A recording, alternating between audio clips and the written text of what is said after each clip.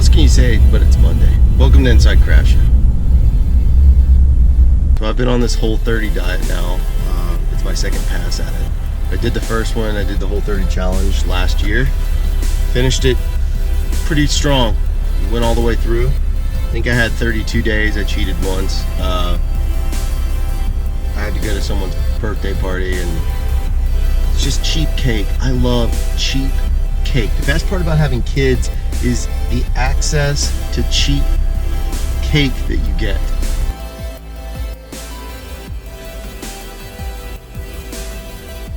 The gym. So I'm gonna jump in there. I'll be right back. There we go. So we're also going to try today to turn cell phone into. So we transferred our iPhone to Galaxy S8. We're gonna see how it works. I got the bearded one with me. Hello. My monster. His monster endorsement. So yeah, I'm gonna make the transfer. So I'm gonna test going from. I've been an iPhone user since Gen 1, and I just kind of got tired of Apple. Decided I would give Samsung a try and Android. So we're gonna see how it goes. We'll update it as we go. We're going location scouting though. So we're gonna head on in, see what it looks like. Okay, so we're at the first location, and let's go up.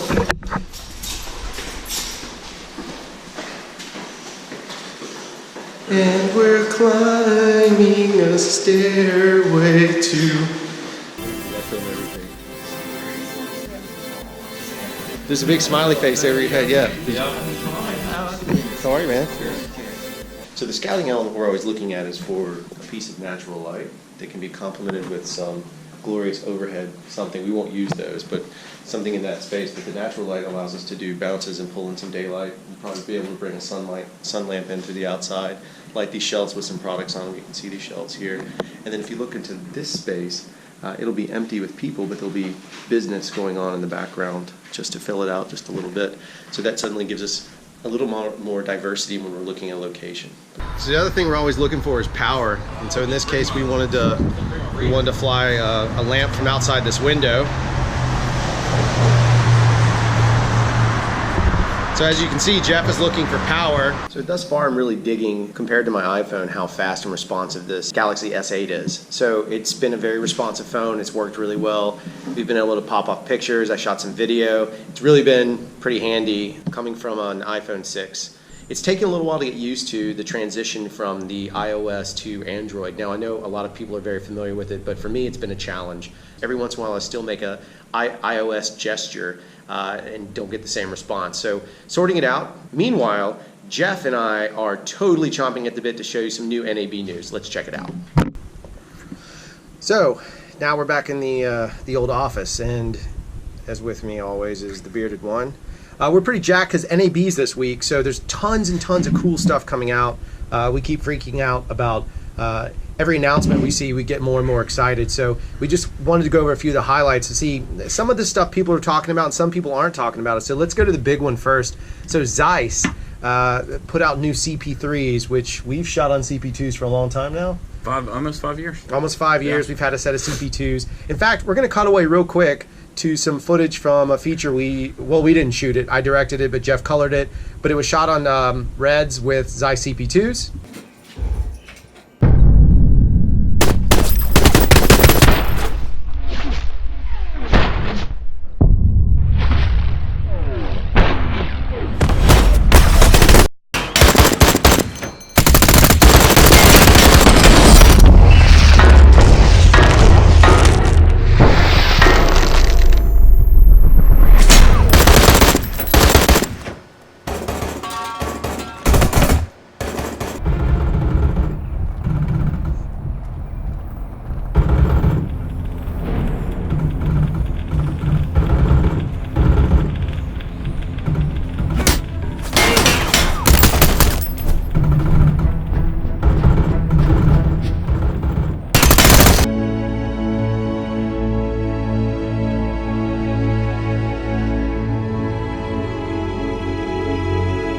So that's from a film called Sons of Liberty.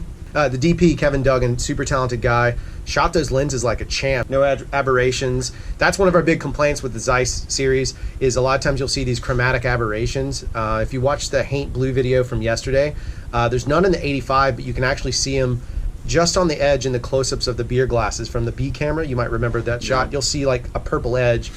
And that chromatic aberration comes from the lens itself, the glass not being at the same peak performance as some other ones. So we shot with some Summicrons and we never had aberrations. Never had problems. Of course, that's a $150,000 lens set versus what, a $30,000 lens set? You can see the difference. So anyway, so Zeiss announced CP3s, and where Jeff and I both got excited was the fact that they're smaller. That's great. But the bigger pull is that the XD series that they have is, what do they call it, Jeff? What is it? It's external data. Yeah, extended data. That's it. So the extended data does what? You can, well, with PL mount, apparently it'll automatically go into an RE, which means there's got to be a sensor on that PL mount at some point. Or it's also on the lens where you can LEMO cord it out into a camera's output. It tells you and records all of the lens data, which is great for VFX people.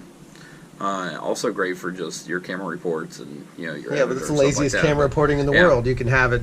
So why is that data important? Like you were saying, for VFX, they all need to know this. So if they're doing a big plate shot, they want to know exactly what everything was. It records a lot of data and gives it to them very accurately. So we're jacked about the Zeiss CP3s. There is a short film out you can watch that was shot in them. It's on Zeiss's homepage. It looks like there's a Vimeo link. I'll post it in the show notes. But like, they put together a short on it. One of the things we noticed when watching it, though, was that it's gorgeous stuff. They shot on I believe a Mini, Alexa Mini, and a Phantom. And the images are gorgeous. They're really pretty, really cool stylized stuff. But the chromatic aberrations that we were talking about, you see them really in the highlights. Wherever it's a really bright spot is where you see those.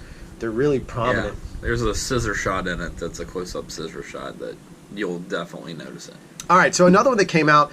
Yesterday we also talked about Polar Pro. And I was talking about the filters, the Snap-on filters for the GoPro, and they're amazing. I don't have the box up here. I was going to show some off. We also have some Polar Pro, like screw-on filters for our DJI Phantom 4 Pro, whatever, drone. And you have those. These guys came out with something really interesting. Oh, they also make Mavic ones as well, which would be really cool for the Mavic. These guys came out with this thing. It came into our mailbox today. It's a handheld unit. It's a handheld unit really for your Mavic. Like, you fold your Mavic up, you mount your phone, and then you grab two handles like this, and suddenly you have kind of like a Ronin or another, gimbal type system. Yeah. I mean, that's what it looks like. It's pretty cool looking. Well, you used a Steadicam op, so what would you think? It's the gimbal's on the actual Mavic itself, so it really does turn out to be a Ronin. Right, it's more like a Ronin base. It becomes a Ronin, but it's such a lightweight camera that it's no longer the small shots you can do with a Ronin compared to a Steadicam. You could hold this thing for a long time. If I were in that boat and I were back early in my career, I would buy a Mavic and one of these, and I would just ace every single real estate video ever. Oh, yeah. So we're jacked about that, but the one that really got us pumped, right? The one of all things. For us, yes. Yeah. So we are Shogun users. We are Atomos fans. So I have a Shogun Inferno. We absolutely love it. It's a workhorse. We can't even. We don't even really go anywhere without it anymore. It's part of our system. So tomorrow we're doing a test with the GH5. So we'll send some data out and we'll run it right in so we get the 4K effect. But it is one of the most invaluable tools that we have. We use it daily, right? It's so valuable. It's invaluable. It's major big deal to us. Yes. So they just announced for NAB, or at NAB rather, the Sumo, and you've done a lot more research on it. Can you kind of give us a rundown of what the Sumo is? It's a new 19-inch monitor on set or in your studio as an editor or a colorist, apparently.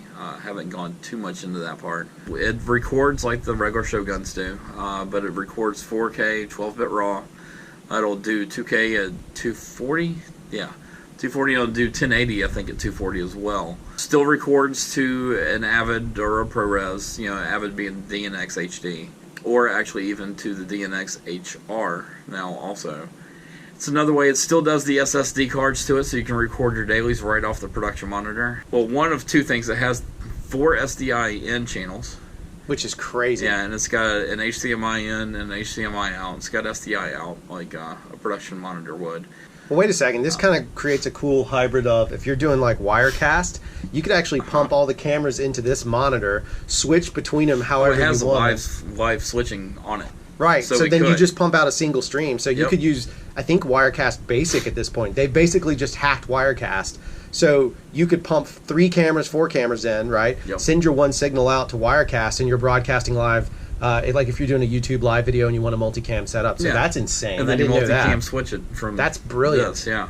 This has true XLR inputs and outputs on the back. For I think it looks like 2 channels with a power source. Yeah, it is XLR. Phantom. Yeah, it does take Phantom. Yeah. So what's really crazy for us is then all of a sudden we have a production monitor that's giving us the exact same amount of versatility in a smaller, well, not in a basic footprint we already use. We already have a Panasonic, whatever that model number is, the 17-inch that everybody in the world has used forever. I would love to move away from it, and for $2,500 it works. This is a early over the weekend release that Atomos did. So we'll have to see more about this. But this is one of the things that's really got us jacked up. Yeah, this is the big one for us. So, I guess that's going to do it for this episode of Inside Craft Show. Tomorrow, don't forget, we're going to be doing GH5 versus whatever else we feel like versing. And then I'm going to continue my whole process using the new Galaxy S8. Still working through it. I had some issues. Connecting the GoPro to this, because I use it as a monitor, connecting it to the GoPro to this has been a real nightmare. It took a lot longer than it should have in order to get it done. So, the journey continues. From iPhone to S8, that's how it goes. Through May 7th, 15% off the whole site at Bright Tangerine using NAB 2017 as the code. There you go. The only thing that is not on it, apparently, is the Revolver follow focus. But the Titan arms, the Misfits, and the matte boxes and all that stuff, all on sale. The Titan arms, by the way, we're going to have to do a whole post on those. Maybe we'll do those this week sometime. You have to check out the Titan arm. If you use anything mounted to a camera, buy a Titan arm. We have 2 because we fell in love with them. And Probably Jeff has curled the camera like literally like it was weight arms. It's insane. So we'll do a review on that maybe later this week so you guys can see it and take advantage of it. So if you go to Bright Tangerine's website, I guess the coupon code is NAB. Coupon code is NAB 2017. There you go. NAB 2017 gets you 20% off? 15% off. 15% off. I'm making deals. That's it. Goodbye. Yep.